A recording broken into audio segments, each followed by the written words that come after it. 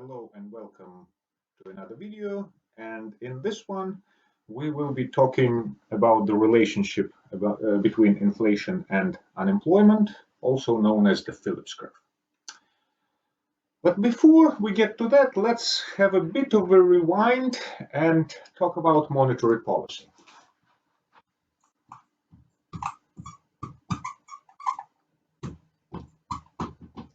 Remember, monetary policy can be either expansionary.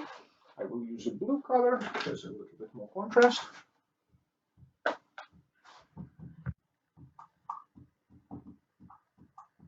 Or contractionary.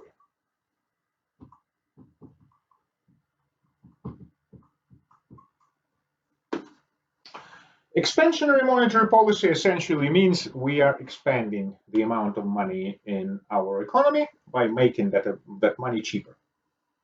In other words, we are reducing the interest rate. Well, just this week, we have experienced an episode of contractionary monetary policy, trying to reduce the amount of money in the economy by making it more expensive. So what are the consequences of expansionary monetary policy? Business activity goes up. It's cheaper for businesses to raise capital, therefore unemployment goes down.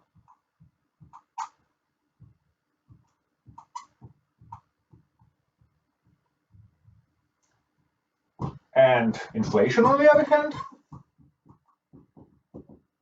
goes up. What is the consequence of contractionary monetary policy?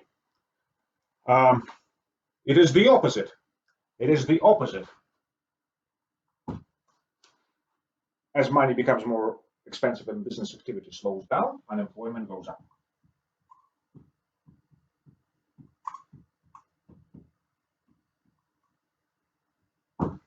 But the positive consequence, and this is the main reason why the Reserve Bank of New Zealand has increased the official cash rate this week to battle inflation.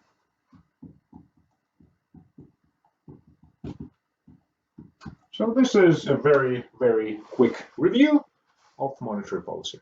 And Phillips curve is essentially nothing more than a graphical representation of it.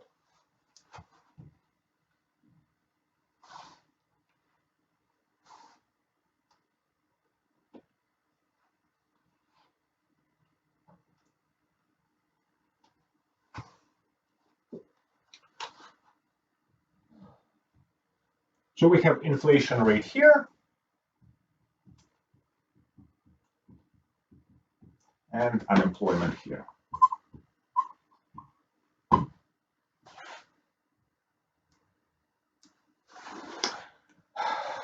Again, and this is something that I believe we have mentioned in class on Sunday, all else being the same, this relationship should hold. Okay. The problem is that there are a gazillion other factors such as productivity, for example, supply chain constraints that may simultaneously influence both inflation and unemployment, and this line can effectively be all over the place. Now, what determines our output in the long term?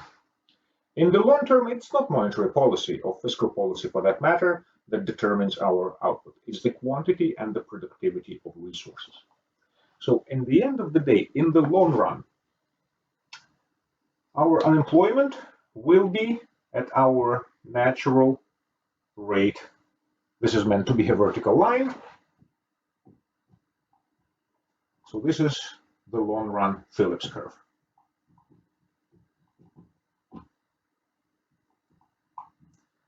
Our unemployment will be at its natural rate.